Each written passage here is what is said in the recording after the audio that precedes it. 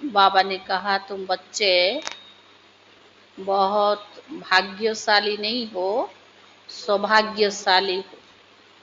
समझते हो कि हम बहुत सौभाग्यशाली हैं। दुनिया में करोड़ अरब लोग हैं, हमारे में कौन सी विशेषताएं थी, कौन सा ऐसा श्रेष्ठ कर्म की पूंजी थी जो भगवान ने हमें अपनी कार्य के लिए, अपनी मददगार के लिए सिलेक्ट किया है। भगवान का सिलेक्ट करना तो हम बच्चों के लिए बहुत सौभाग्यशाली है। लेकिन बाबा ने कहा कई बच्चे सौभाग्यशाली के बजाय क्या बन जाते, क्योंकि जो बाबा दे रहा है, जो बाबा हमें संगम युग पर प्राप्त करा रहा है, उस प्राप्तियों से वंचित हो जाते हैं। तो बाबा को भी वंडर लगता है कि मेरे बच्चे कितने सौभाग्यशाली हैं, पर अपनी सौभाग्य को ना समझने के कारण दुर्भाग्यशाली समझ लेते हैं। सुनते बाबा की डायरेक्ट महावाक्य, मीठे बच्चे तुम महान सौभाग्यशाली हो,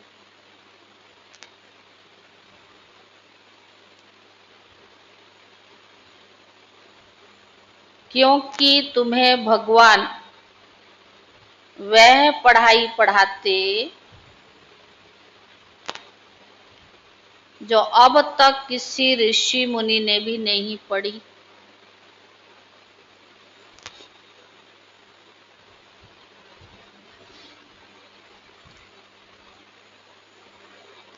प्रश्न है, ड्रामा की कौन सी भाभी तुम बच्चे जानते हो, दुनिया के मनुष्य नहीं। ड्रामा के कौन सी भाभी जो तुम बच्चे जानते हो, दुनिया के मनुष्य नहीं।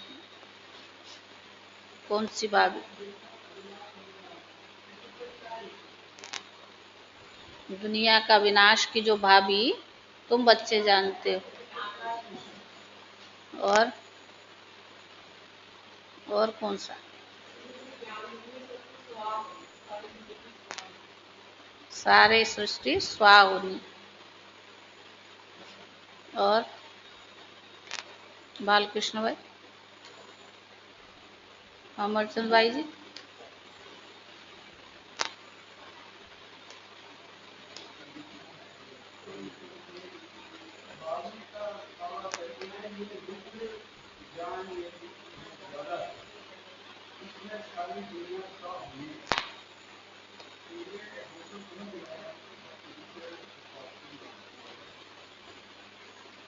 उत्तर है तुम जानते हो इस रुद्र ज्ञान यज्ञ से विनाश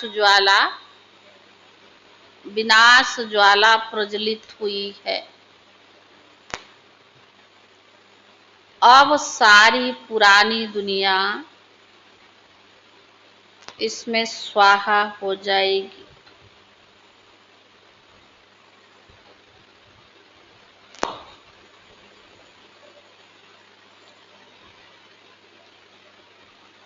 यह भाभी कोई टाल नहीं सकता।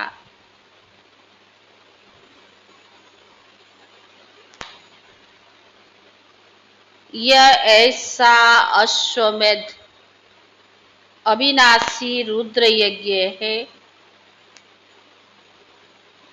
जिसमें सारी सामग्री स्वाहा होगी।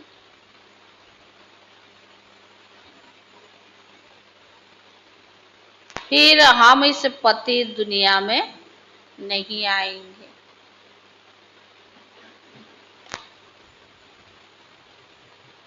इससे ईश्वर की भाभी नहीं, ड्रामा की भाभी कहेंगे। गीत है, मुखड़ा देख ले प्राणी। ओम शांति। तुम बच्चे भी मनुष्य हो, ये मनुष्य सृष्टि है। इस समय तुम ब्राह्मण धर्म के मनुष्य बने हो। बाप शिक्षा देते आत्माओं को। आत्मा को कभी कोई अपने स्वधर्म का पता ही नहीं कि हम आत्मा इस शरीर को चलाने वाली है। आत्मा का ये रथ है, जैसे बाप इस रथ पर आकर सवार हुए हैं, तुम्हारी आत्मा भी इस रथ पर सवार है। सिर्फ आत्मा को ये ज्ञान भूल गया कि हम आत्मा शांत स्वरूप है। हमारे रहने का स्थान ही मूल वतन में है। यह शरीर हमको यहाँ मिलता है। ऐसे ऐसे अपने साथ बातें करनी है। बाप कहते तुम आत्मा शांत स्वरूप हो। अगर तुम चाहो तो हम शांत में बैठे तो अपने को आत्मा समझ शांति धाम की निवासी समझो।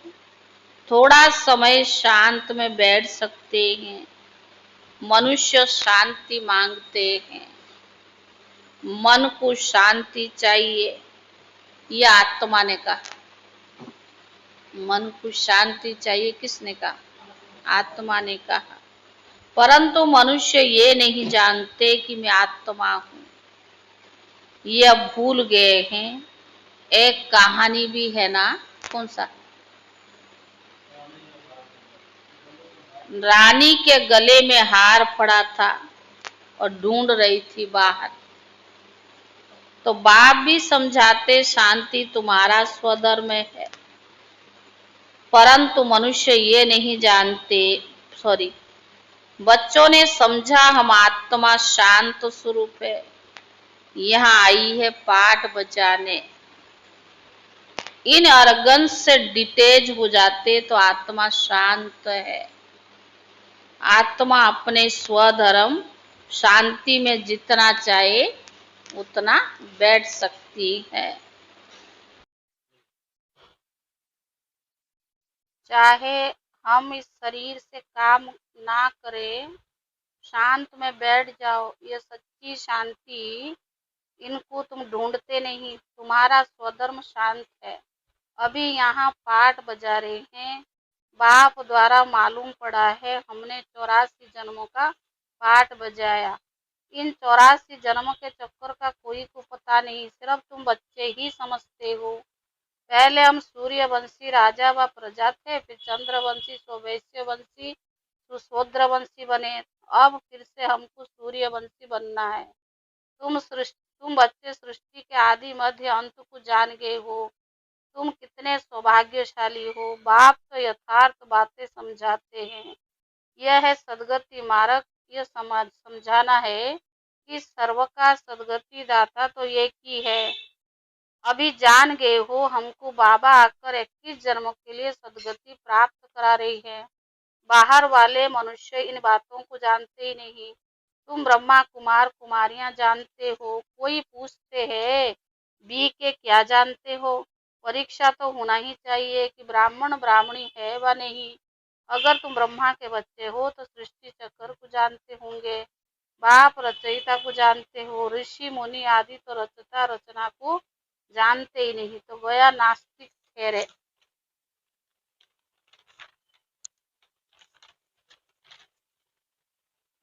तुम नास्तिक थे। तुम भी रचता बाप और रचना के आदि मध्य को नहीं जानते थे।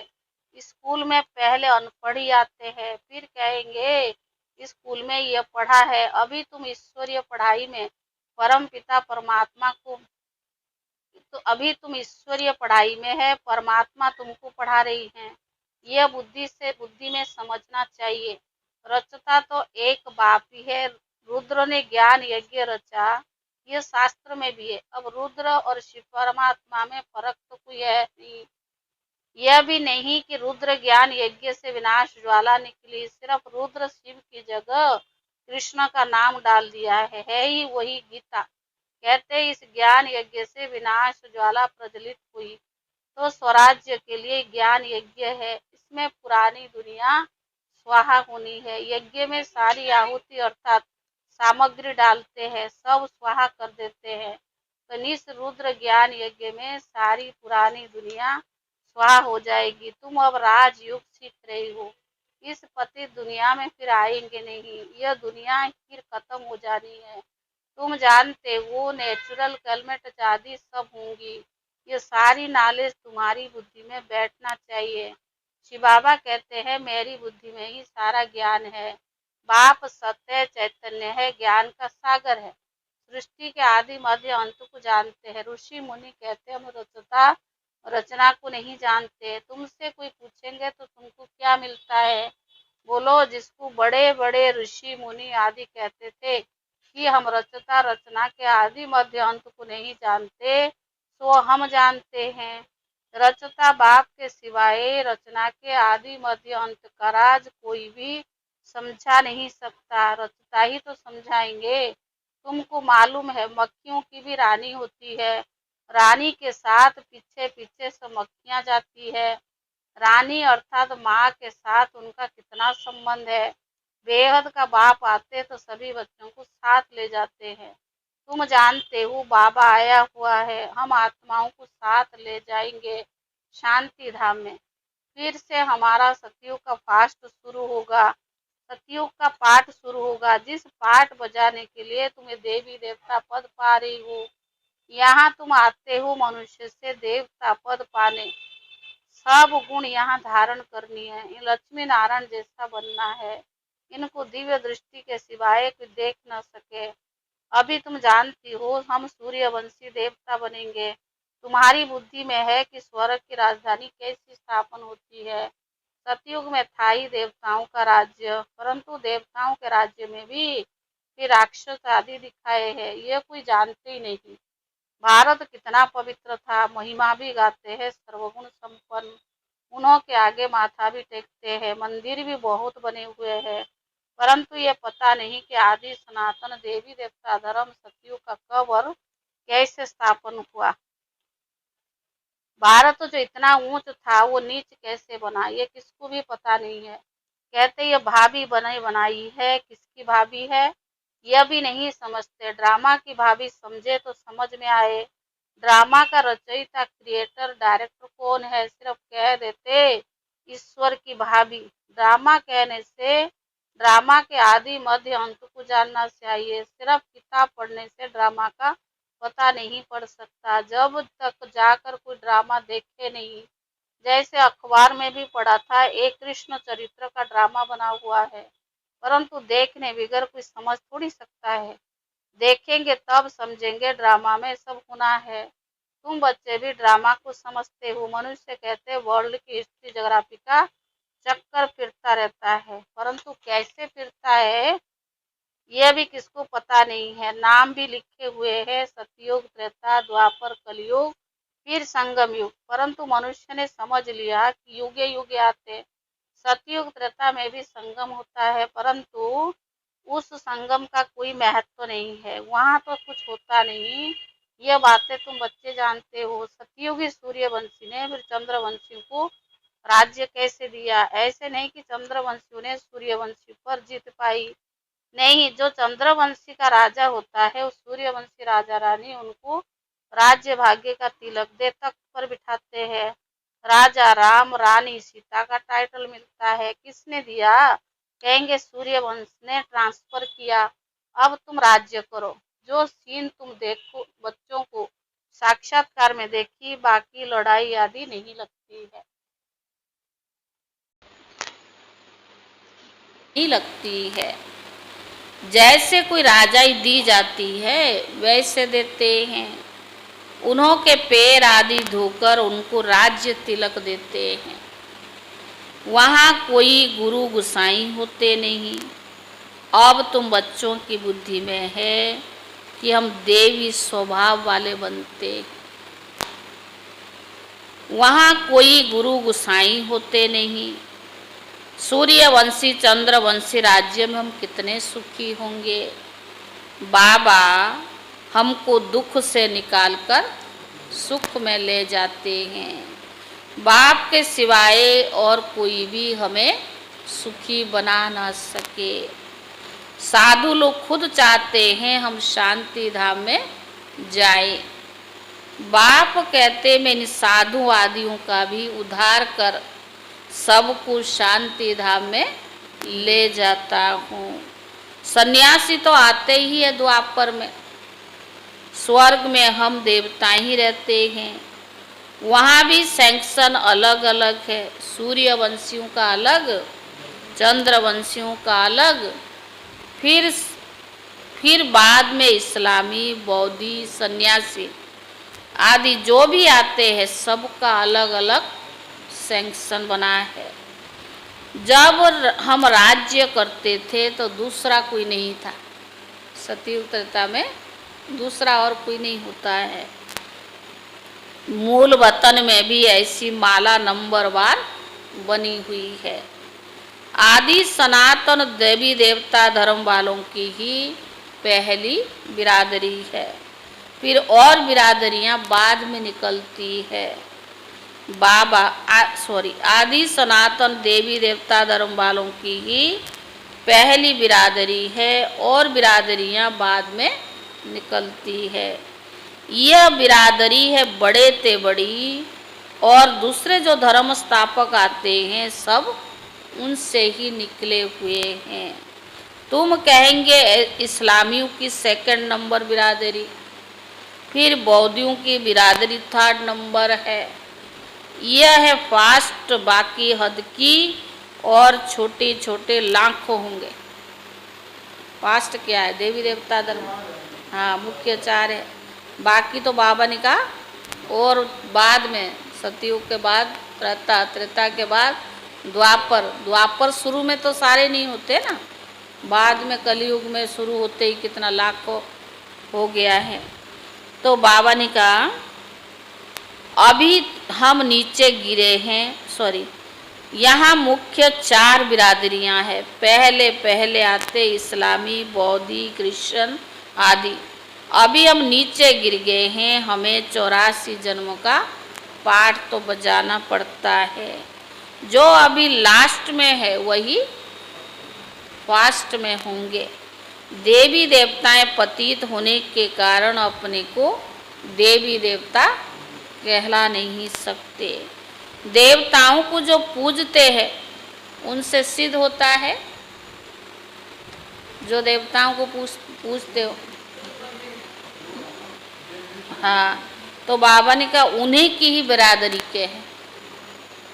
सिख लोग गुरु नानक को मानते हैं कि उनकी बिरादरी के हैं। सतयुग में पहला नंबर हमारी बिरादरी है।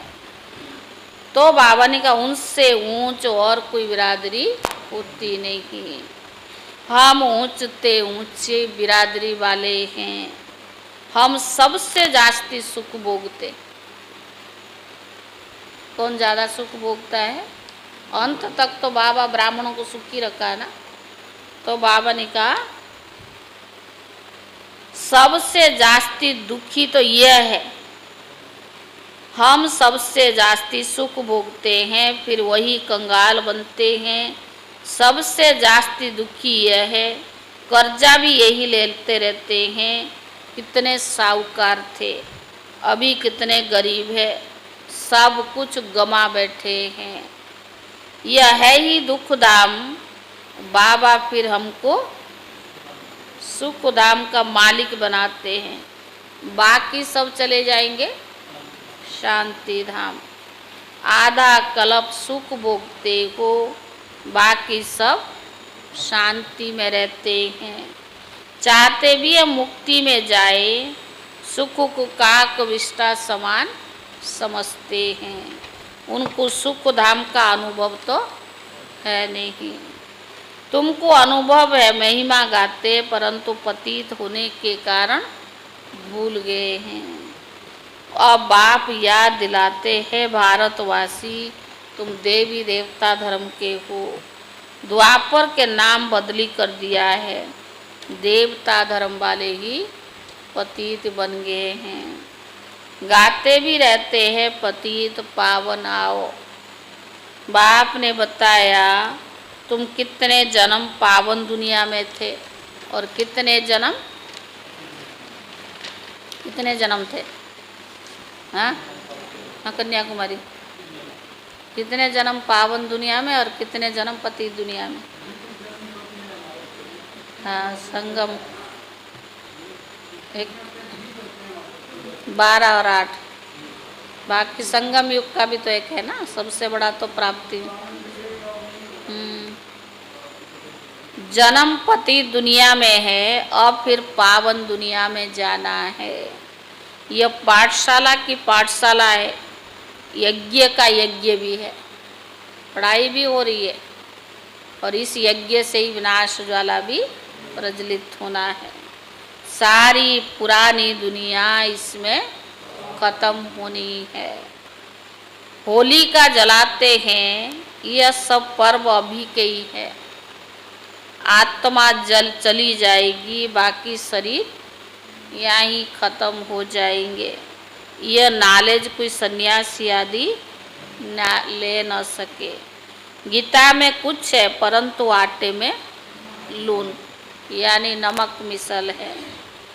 तो बाबा ने का ज्ञान प्रायलूप हो जाता है। शिव बाबा कहते हमने ये यज्ञ रचा है, इनमें तन मन धन सब कुछ स्वाहा करते हो, जीते जी मरते भी हो, स्वाहा भी करते हो। क्योंकि जब तक जीते जी नहीं मरेंगे ना, तब तक स्वर्ग भी प्राप्त नहीं होगा। यह ज्ञान तुमको अभी मिल रहा है, संगम युग पर ही ये ज्ञान मिल रहा है। अच्छा मीठे मीठे सिकीले दे बच्चों प्रति माता पिता बाप दादा का याद प्यार और गुड मॉर्निंग। रूहानी बाप की रूहानी बच्चों को नमस्ते, और रूहानी बच्चों की तरफ से रूहानी बाप दादा को याद प्यार और नमस्ते नमस्ते। धारणा के लिए मुख्य सार क्या सुनाए बाबा ने, आज रिपीट करें।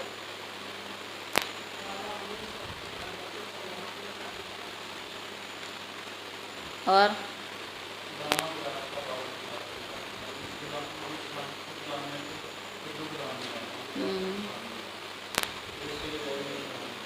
दैवी गुण धारण करें।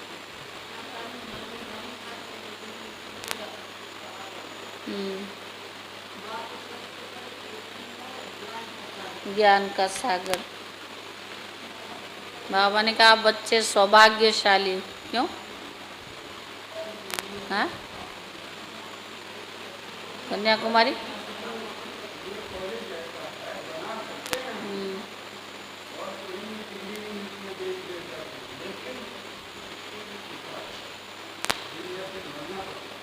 जीते जी मरना, और आज बाबा ने कहा लायक बनना है, यानी देवी गुण भी धारण करना है। ऑनलाइन वाले सुन रहे?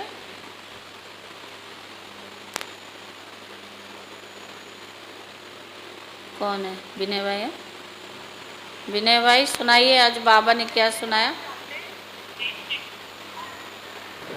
कौन है? ओम शांति। आज आप छुट्टी मारी क्या?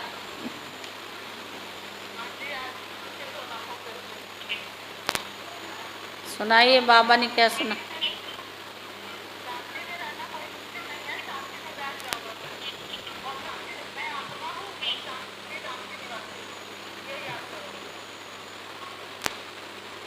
और विनय भाई? ओम शांति।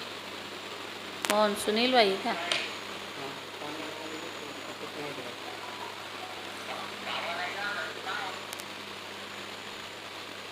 हाँ, आप कहाँ बैठे हो अभी? बॉम्बे में। और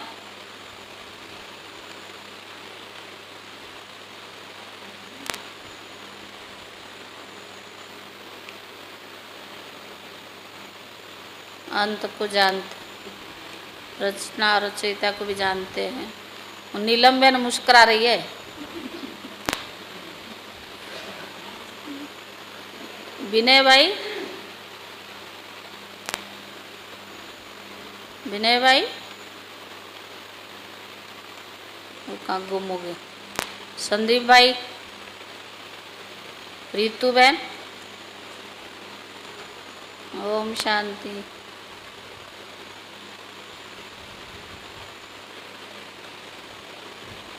जीता जी, आपका क्या आना बंद है? आपने क्लास में एंट्री नहीं करना? अभी तो करुणा गई।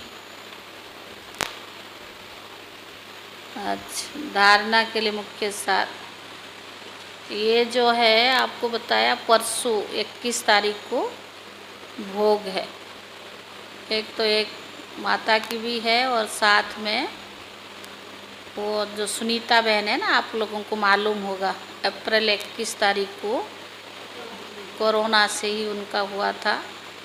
तो भोग तो पहले भी ऑनलाइन लगी थी, श्रद्धांजलि का प्रोग्राम चला था। 3 महीना हो गया, तो इसलिए वो निशा और उसने दोनों आई थी, कह रही थी बाबा का बड़ा घर है तो यहाँ ज़रूर भोग 3 मास का लगाने है। तो ये उनको शांति का आत्मा को देना ही है, इस समर्पित बाबा की बच्ची, और बहुत विल पावर, बहुत अच्छे संस्कार, जो सोचा वही किया। ऐसे आप सब ने देखा होगा, पिछले साल कोरोना से पहले उसने कितना बड़ा प्रोग्राम कराई थी, जो योग का प्रोग्राम रखा था सवेरे का। और वैसे भी हर चीज़ में हाँ जी, जहाँ भी दिल्ली में कई प्रोग्राम होता था तो वहाँ भी कोई चीज़ मंगवाते थे तो वहाँ पहुँचाती थी। हर एक की अपनी अपनी विशेषताएं हैं। कल आप देखा, क्योंकि इस कोरोना में हमारी समर्पित बहनें 300 से ज़्यादा, 300-400 की लगभग बहनें शरीर छोड़ी है, जो समर्पित टीचर्स बहनें हैं, और काफ़ी कम उम्र की 40, 42, 30, 35, 28 ऐसे उम्र की बहनें। कल भी परसों भी गुजरात की 2 बहनों ने शरीर छोड़ा है। एक बहन तो 1980 में ज्ञान में आई और बहुत सेवाएं की, इतना 2 पेज उसमें लिखा हुआ है, इतना उनके अंदर विशेषताएं थी। और जब उन्होंने शरीर छोड़ा है, उनको कोरोना हुआ था, ठीक हो गई थी, पर दोबारा वो जो कोरोना से ठीक होते ना, काफ़ी चीज़ उनकी फेफड़ों में भी, लंग्स में भी बहुत दिक्कत होती है। इस वजह से उन्होंने शरीर छोड़ा। 18 बहनों ने उनको तैयार करके, बहनों ने ही कांध दिया है, वो रोजरी में सारा कुछ आया है, और उनको अच्छे से मुकुट वुकुट पहना के सजा करके स्मशान घाट ले गए, और वहाँ उनका अच्छे से किया है। और पूरी तरह से आप समझेंगे कि जैसे किसी का सम्मान समारोह हो रही है, इस प्रकार। भाई उन्हें किसी ने नहीं, 18 समर्पित बहनों ने उनको तैयार भी किया है, कांध भी दिया है, और आग भी उन्होंने दिया है। ऐसे बहुत अच्छे से बहनों में बहुत विशेषताएं थी, बहुत निर्माण थी। एक पेज तो उसकी विशेषताएं लिखी है। और गुजरात जूनागढ़ से निकली, और वहाँ के आसपास में बहुत सेंटर्स भी खुला, जो आज बड़े बड़े सेंटर बना हुआ है।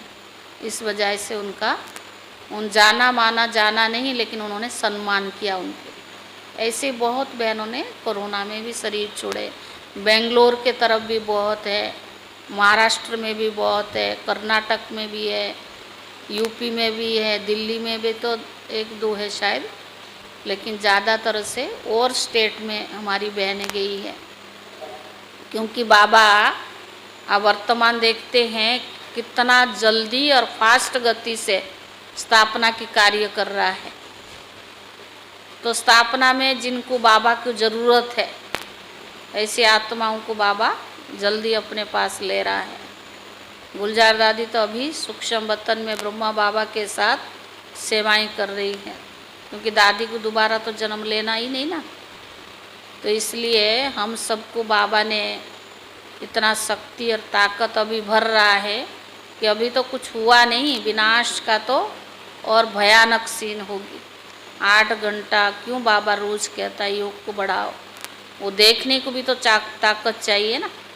अभी तो बाबा ने हम बच्चों की पालना परवरिश, खिला भी रहा है, पिला भी रहा है, पालना भी कर रहा है, जैसे कि कहते कि कुछ हुआ ही नहीं है, फूलों की तरह बाबा हम बच्चों को पाल रहा है। आने वाला वक्त उसको देखने के लिए भी विल पावर बहुत स्ट्रांग चाहिए। वो कैसे होगी? योग के द्वारा होगी।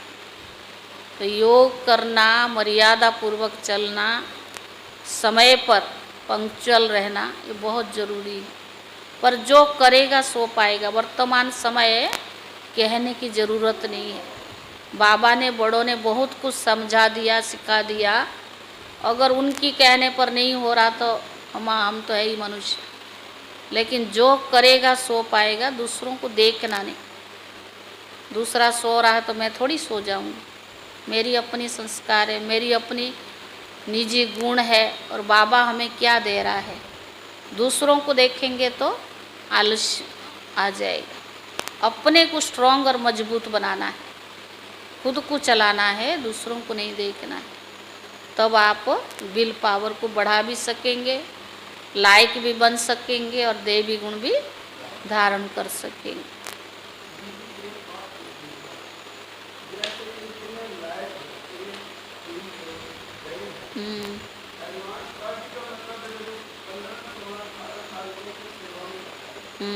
नहीं, 30 वर्ष भी सेवाएं की है, कि 40 वर्ष भी किया है।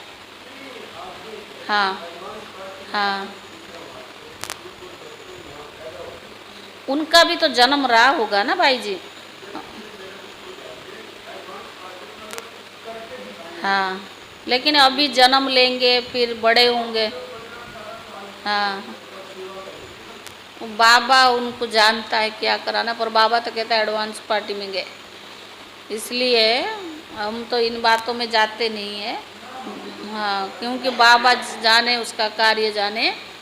बाकी क्या बाबा सेवाएं करते, हो सकता अमृत वेले इमर्ज करके उन आत्माओं का द्वारा कराता होगा। बाबा की अपनी है। बाबा किस समय, ऑलमाइटी अथॉरिटी बाबा, हमें भी ज़रूरत नहीं होती, ना पड़ती, अपने आप करा सकता था। लेकिन हम सबकी भाग्य बनाने के लिए बाबा ने हमें चुना है, ढूंढ करके अपना बनाया है।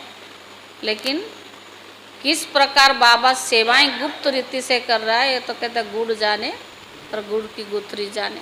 ब्रह्मा बाबा को भी तो जन्म लेना है ना, कृष्ण के रूप में भी तो आना है। बहुत कुछ बाकी है ना अभी, लेकिन बाबा बहुत जल्दी कराएगा सारे। देखते दुनिया की हालत कैसी है। धारणा के लिए मुख्य सार, पहला, सुख धाम में जाने के लिए अपना देवी स्वभाव बनाना है। सुख धाम में जाने के लिए अपना देवी स्वभाव बनाना है। ड्रामा के आदि मध्य अंत के राज को बुद्धि में रख हर्षित रहना है। सबको यही राज समझाना है। सबको यही राज समझाना है। दूसरा, स्वराज्य लेने के लिए इस बेहद यज्ञ में जीते जी अपना तन मन धन स्वाहा करना है। सब कुछ नई दुनिया के लिए ट्रांसफर कर लेना है। सब कुछ नई दुनिया के लिए ट्रांसफर कर लेना है। वरदान, सर्व आत्माओं पर स्नेह का राज्य करने वाले विश्व राज्य अधिकारी भव। सर्व आत्माओं पर स्नेह का राज्य करने वाले विश्व राज्य अधिकारी भव। जो बच्चे वर्तमान समय सर्व आत्माओं के दिल पर, विश्व राज्य अधिकारी कौन बनेगा? जो दूसरों के दिल पर स्नेह का राज्य करेगा। जो बच्चे वर्तमान समय सर्व आत्माओं के दिल पर स्नेह का राज्य करते हैं, वही भविष्य में विश्व के राज्य का अधिकार प्राप्त करते हैं। अभी किसी पर ऑर्डर नहीं चलाना,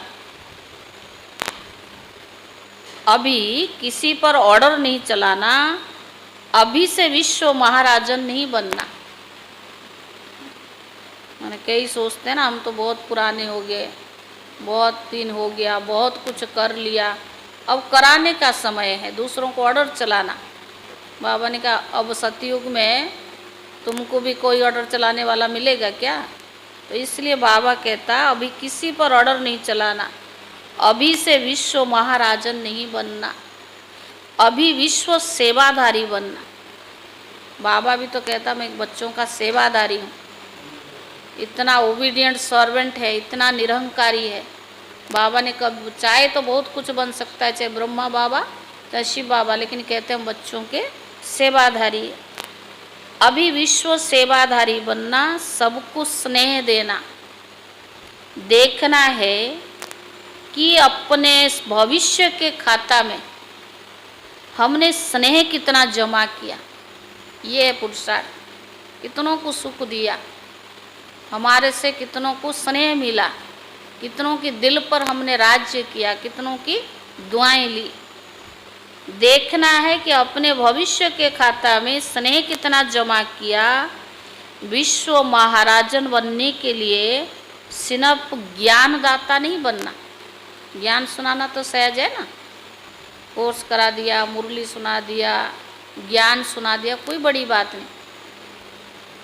इसके लिए सबको स्नेह अर्थात सहयोग दो। इसके लिए सतयुग में अगर राजा रानी बनना है तो यहाँ तो आपको सेवाधारी बनना पड़ेगा। यहाँ ही राजा रानी की तरह रहोगे तो सतयुग में क्या मिलेगा? तो बाबा ने कहा सिर्फ ज्ञानदाता नहीं बनना, इसके लिए सबको स्नेह अर्थात सहयोग देना। स्लोगन, जब थकावट फील हो तो, हाँ कन्याकुमारी थक गई ना पक्का, अगर थकावट फील होती तो क्या करना है? डांस, थकावट में डांस होती है।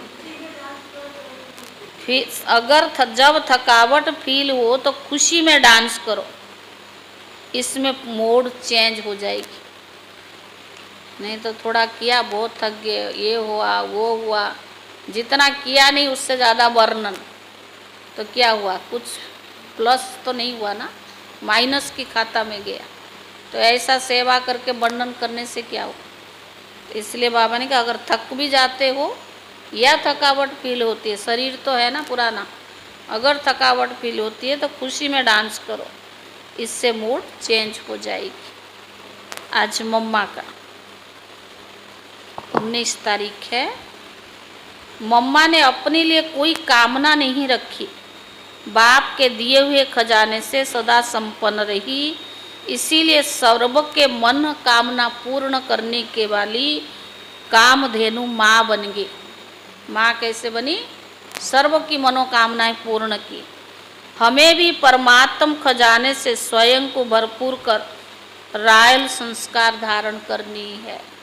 कभी कोई से भी एक कामना नहीं रखना है कि मुझे मान मिले, मुझे शान मिले, मुझे पूछा जाए, मुझे आगे किया जाए। नहीं, मम्मा ने कभी इच्छा नहीं रखी तो माँ बन गई और आगे चली गई। दूसरों को आगे बढ़ाने में ही खुद को आगे बढ़ना है। तो इसलिए बाबा ने, मम्मा ने कहा, मम्मा की विशेषता है, मम्मा ने कभी कोई कामना नहीं रखी। ओम शांति।